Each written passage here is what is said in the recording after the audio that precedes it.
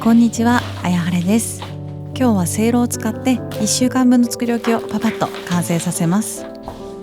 今回は2人分の買い物リストとレシピを紹介しています。概要欄に全てのレシピの作り方を記載したので、作るときは活用してください。1秒でもコンロの前にいる時間を短くしたい暑い時期こそ、この2段せいろが役立ちます。お持ちの方はぜひ参考にしてみてください。まずはロールレタス、人参と卵のマスタードマヨ和え、煮卵の3品をせいろで同時に作っていきます。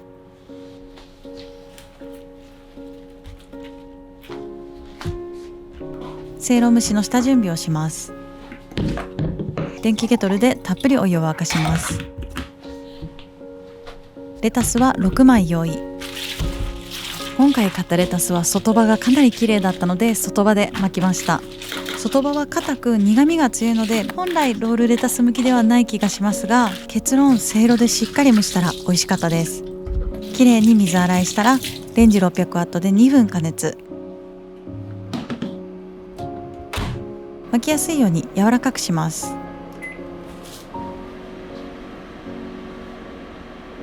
しめじは石突きを落とし小房に分ける。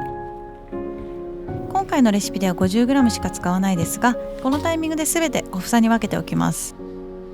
せいろが焦げないようにせいろの裏側を水で濡らしたらクッキングシートを敷きます。豚こまを 200g 用意。豚こまを広げながらレタスの上に乗せて、その上にしめじを乗せる。レタスで包みます。映像には映ってなかったのですが、クッキングシートに数箇所穴を開けて水分は落ちるようにしておきました。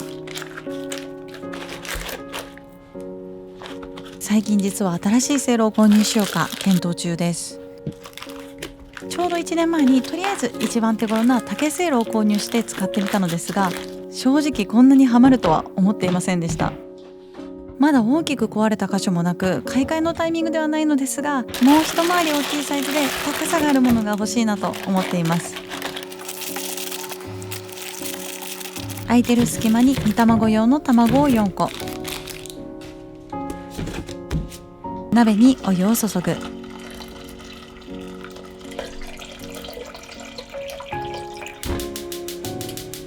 今日はまだまだお湯を使うので、再度水を沸かしておきます。沸騰したら卵と人参の和え物用に卵を2つ、せいろ板を乗せてせいろを乗せる。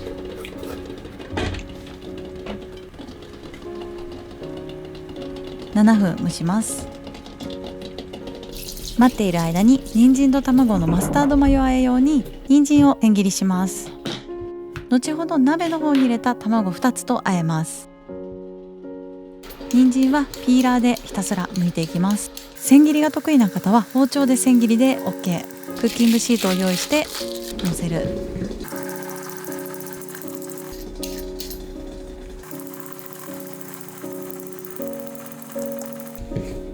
小さくなって剥ききれなくなった部分はカットして冷凍して味噌汁の具にします。1本分千切りできたらキャンディー包みにする。まだ少し時間が余ったので、もう1本の人参もハヤシライス用に剥いておきます。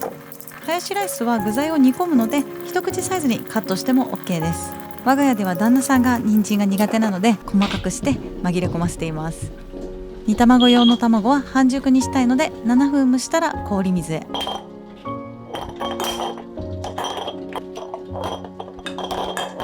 空いたスペースに人参を乗せて3分蒸します。7分蒸した半熟卵で煮卵を作ります。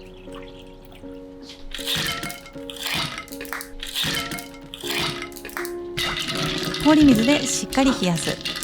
煮卵のタレを作ります。私はダイソーの味付け卵メーカーを使うので、タレは 100ml だけ作ります。器によって卵が浸かるためのタレの量は変わってくるので、比率だけ守ってタレの量を調整してください。耐熱容器に醤油大さじ 2.5、 水大さじ2、みりん大さじ1、砂糖小さじ2、レンジ600ワットで2分加熱します。待ち時間はひたすら人参を剥きます。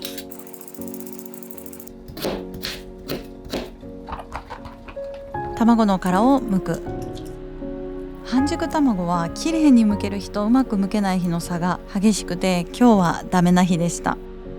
安定して上手に剥くコツを知っている方はぜひ教えてください。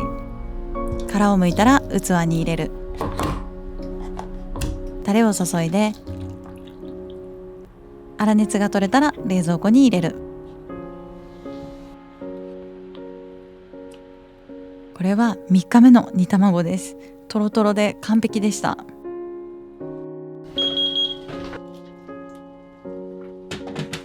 鍋に入れていた卵を取り出して氷水につけます。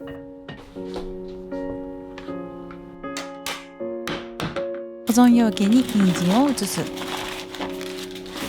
卵2個の殻を剥いたらマヨネーズ大さじ1、粒マスタード小さじ2、卵を潰す。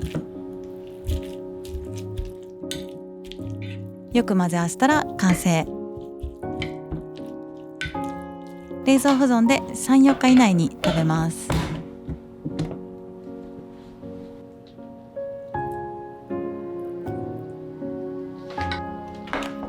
蒸し上がったロールレタスも保存容器へ。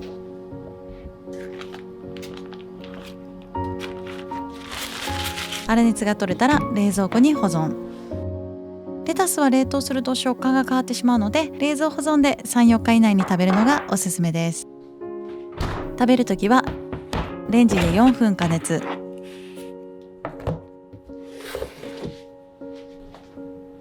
ネギ塩だれを添えます。ただごまだれの方が美味しかったかなとも思ったので、両方のレシピを紹介します。まずはネギ塩だれ。ネギを刻んで、ごま油大さじ2、レモン果汁大さじ1、鶏ガラスープの素小さじ1/2、胡椒をたっぷり。よく混ぜます。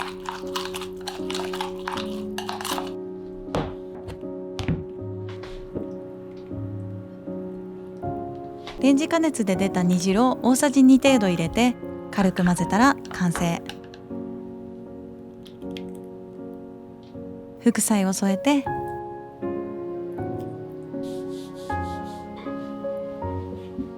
ごまだれは白すりごま大さじ1、ポン酢大さじ1/2、マヨネーズ大さじ1/2、味噌小さじ1/2を混ぜ合わせます。ごまだれも絶品なのでぜひ試してみてください。次は蒸しサバとオクラの梅あえ、しめじとツナのナムルを作ります。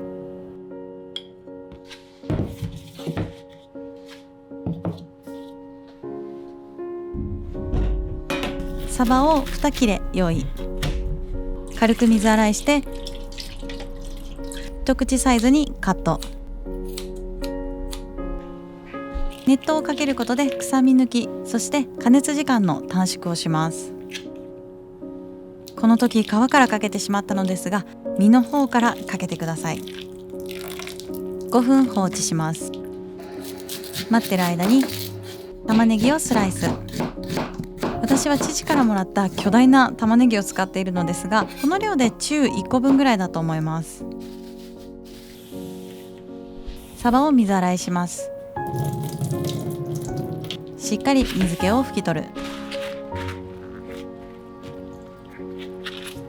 クッキングシートを敷いてスライスした玉ねぎ、サバを乗せたらキャンディー包みします。甘辛照り焼き風にするためのタレを作ります。醤油大さじ2、みりん大さじ1、砂糖小さじ1、酒大さじ1、マヨネーズ小さじ1/2。よく混ぜ合わせる。サバにかけます。照り焼き風蒸しサバの下準備完了です。サバと同時にオクラを2袋分蒸します。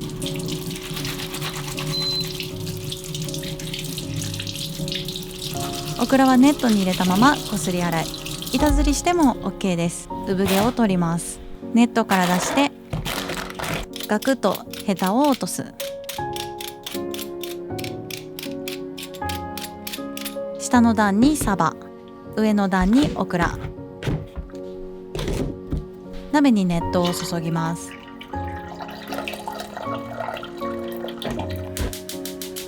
ペーロ板、ペーロを乗せてまずは3分蒸します。梅干しを2つ用意。包丁で叩きます。大葉は千切り。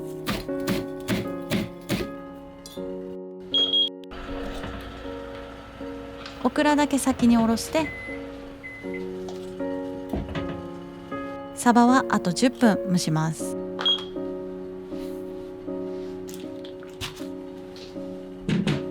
輪切りして保存容器へ。私も旦那さんもこのレシピが大好きすぎて、この量でもあっという間になくなってしまいます。叩いた梅と大葉を散らしたら、顆粒和風だし小さじ1/2、鰹節をたっぷり混ぜ合わせたら完成。冷蔵保存で 3,4 日以内に食べます。サバを蒸している間にレンジでしめじとツナのナムルを作ります。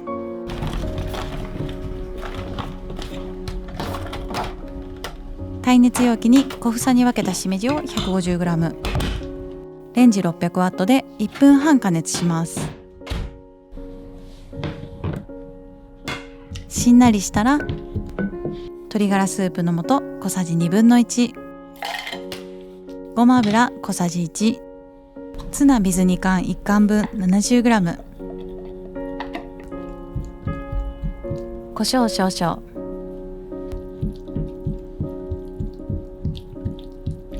完成です。粗熱が取れたら冷蔵庫へ。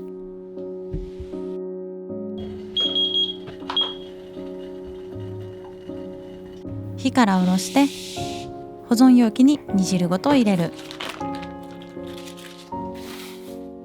粗熱を取ります。粗熱が取れたら冷凍保存。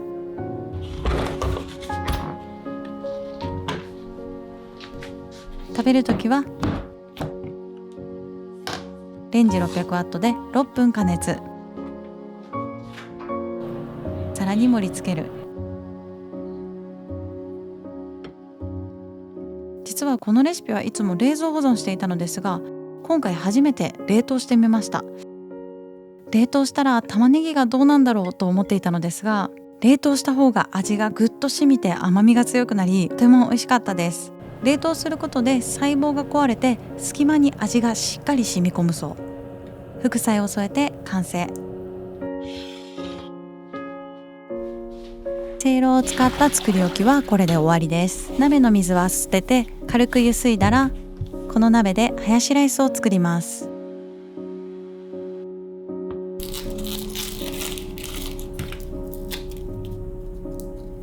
玉ねぎはスライス。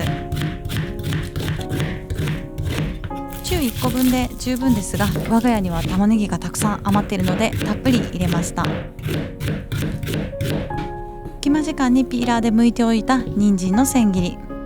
鍋にオリーブオイルを少しだけ入れて玉ねぎを炒めます。玉ねぎがしんなりしたら豚こま、人参、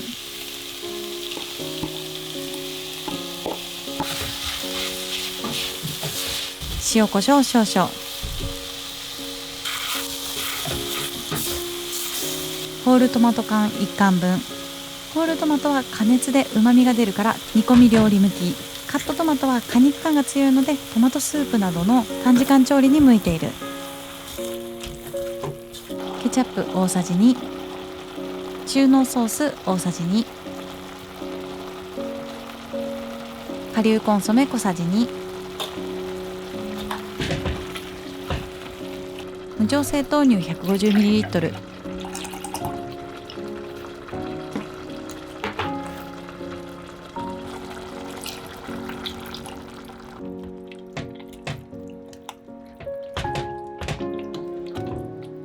15分煮込んだら完成。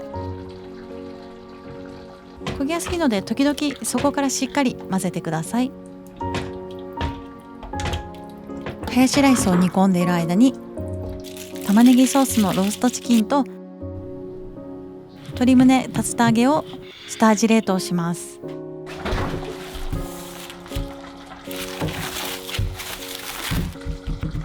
調味料を染み込ませるためにフォークで数箇所刺す。保存袋に入れて玉ねぎ中1個分をすりおろして玉ねぎソースを作る。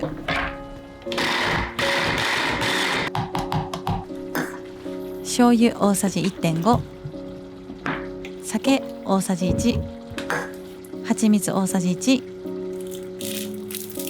よく混ぜます。玉ねぎソースを流し込む。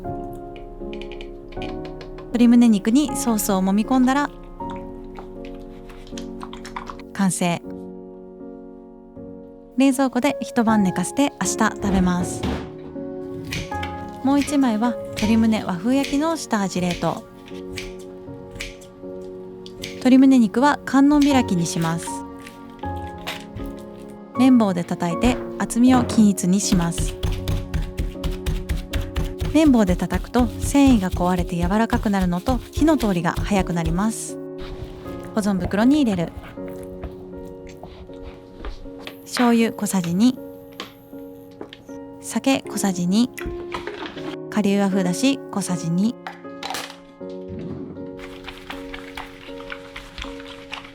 よく揉み込む。こちらは冷凍保存しました。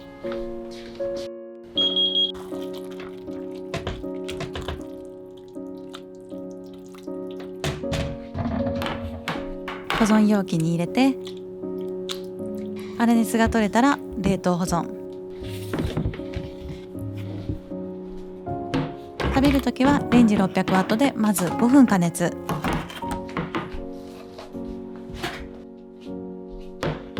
一旦取り出して軽く混ぜたらあと3分加熱。薄焼き卵を作ります。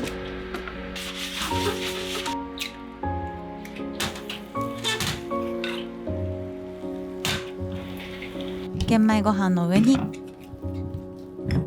薄焼き卵、ハヤシソースをのせる。完成です。玉ねぎソースのローストチキンを食べるときは油を少しだけ引いてフライパンで鶏胸肉の表面を皮側から焼きます。焦げやすいので弱めの中火ぐらいで焼いてください。焼き色がついたらひっくり返す。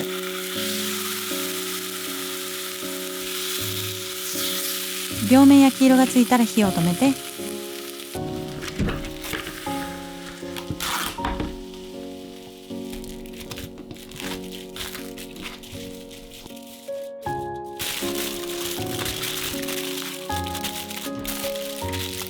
15分から20分放置します。玉ねぎソースを煮詰めます。水分が飛んでとろっとしたら OK。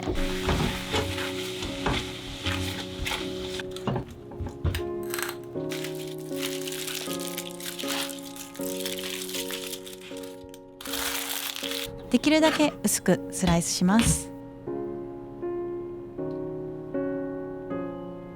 ダイエットを始めてからたくさん鶏胸レシピを作ってきたのですが、このレシピが未だにナンバーワンです。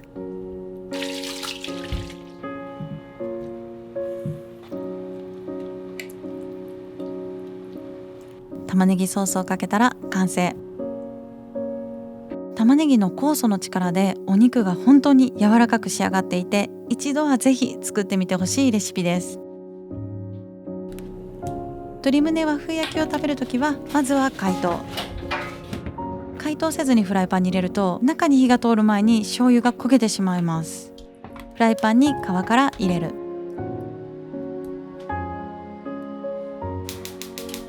蓋をして弱めの中火で5分蒸し焼き。副菜を盛り付けて、ドレッシング代わりにしめじとツナのナムル、人参ドレッシング、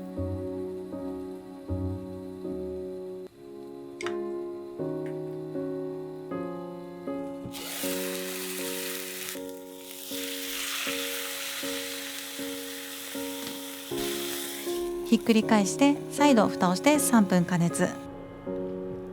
完成です。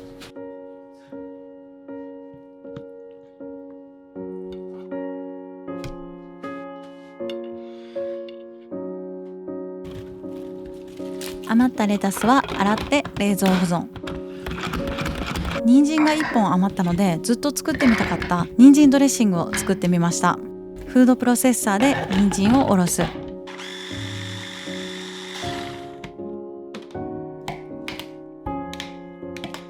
蜂蜜大さじ2、酢大さじ2、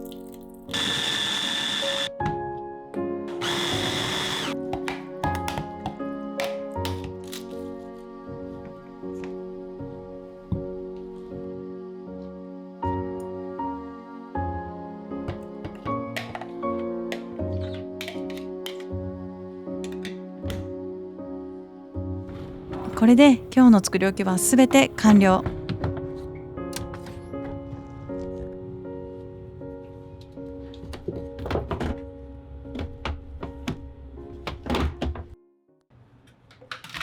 来月離れて暮らす父と母を初めて私が住む地域に招待するのですが、どこに行こうかな、何を食べようかなと考える時間が楽しくて、招待する側の私が今一番ワクワクしている気がします。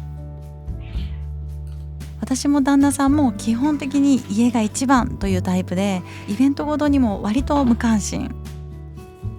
気がつけば何かを計画したり、何か先のイベントを楽しみにするということが今の生活の中にないなと気づきました。私自身昔からそういう性格だったというわけではないのですが、以前の会社に勤めていた時に社内イベントを企画する側に回ることが多くて、準備も当日の立ち回りもとにかく大変だったという記憶が強くあって、無意識のうちにイベントイコールしんどいものになっていたかもと、今これを話しながら気づきました。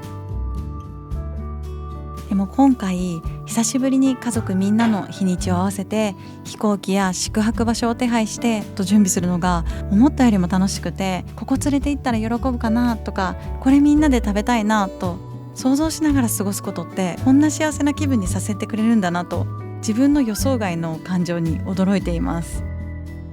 同じタイミングで旦那さんのお父さんお母さんも来てくれるので、当日みんなに楽しんでもらえるかドキドキしている部分もあるのですが、こうやって時折先の楽しみを作ることも人生において大事だなと思いました。皆さんの今年の夏の楽しみにしていることはありますか？ぜひコメントで教えてください。